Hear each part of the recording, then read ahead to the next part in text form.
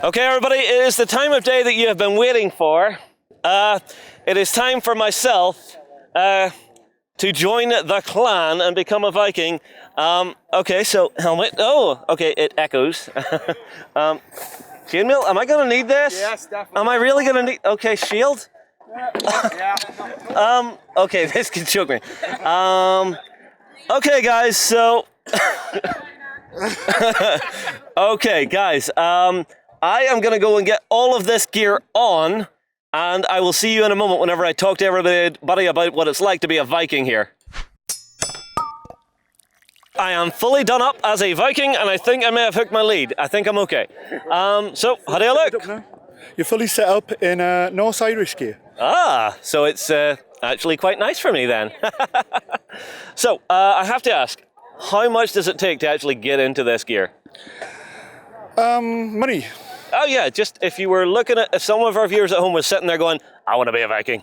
When you first start, a group will normally lend you a load of gear to start you off. So like me right now. Yes. The tunics cost about £40 to make, something like that. The chainmail's the expensive one. Yeah, this is pretty heavy, I have to say. The chainmail's about £200, but no one expects you to have chainmail to start off with. The weapons will lend you as well. You just build it up as you go along.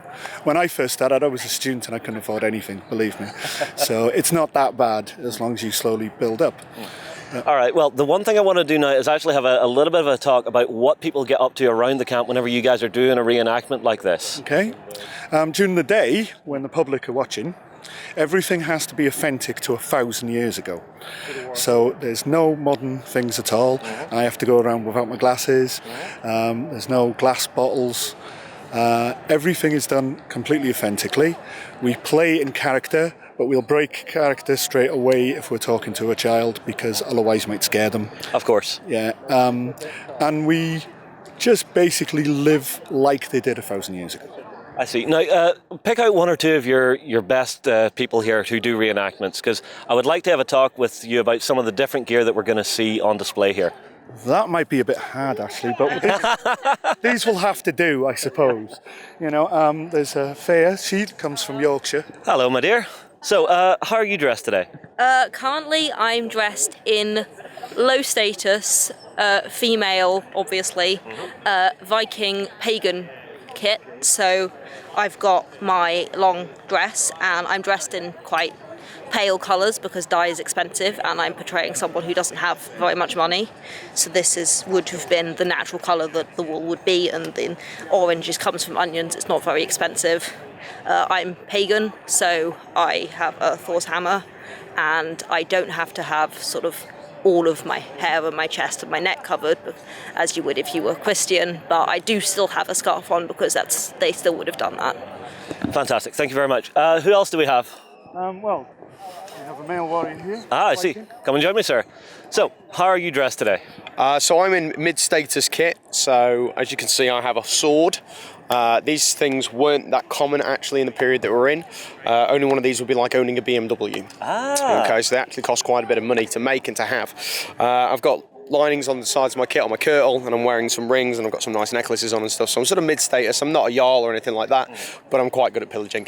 So basically, whenever you go a raiding, you come back with the goodies. I come back with the gold. Yeah, that's how it works. Fantastic. All right, there is one last thing I want to do now that I am fully kitted out. I would like some weapons training if you have a berserker sitting around loose somewhere. I think I might be able to find exactly the right person for you.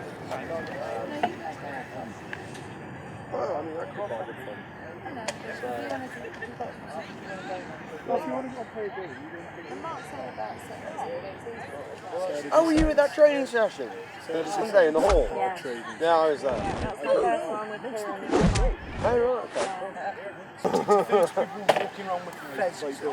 okay.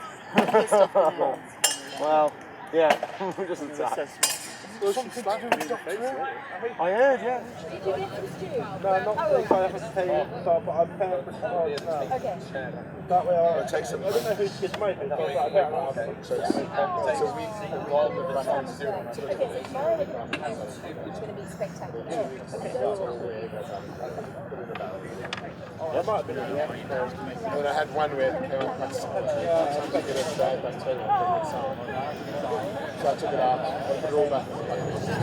It'll make you win like you look good. Well played. Good game. Victory! Hey! Yeah. I thought Tommy Cooper, so. That's what I thought when I saw it, but then everybody thought, no, it's Tommy kicked off on.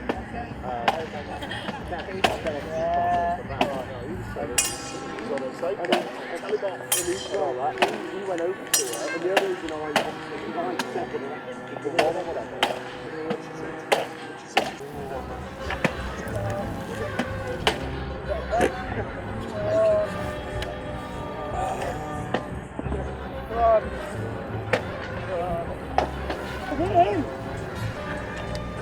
That's it. One knee, he's down, that's it. With my technicality.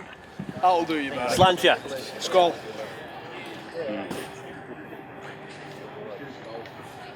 Oh, that's good meat.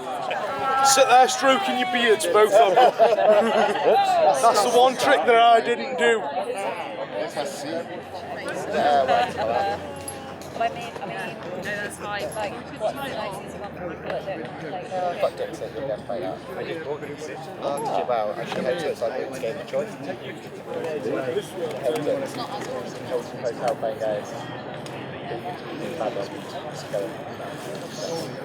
But yeah, it's just like gaming table.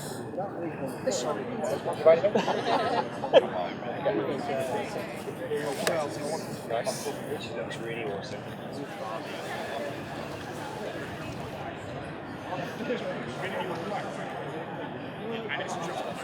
For the old casualties, a man up for you there, Justin. Counting one of the sagas that says when the ranks up in the king will pay. Does it say anything about what? Just saying that. Does it say about what happens when your hair is thin? That was a well played. That was Well, tough. that's on both parts, isn't it? Same principle with this.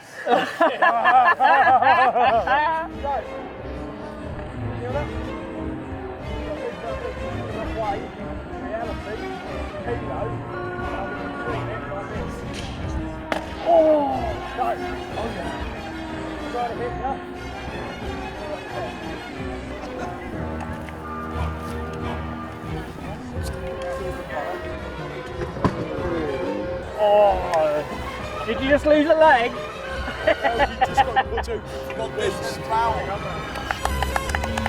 Very good. Take a bow, gentlemen, take a bow. We are rolling.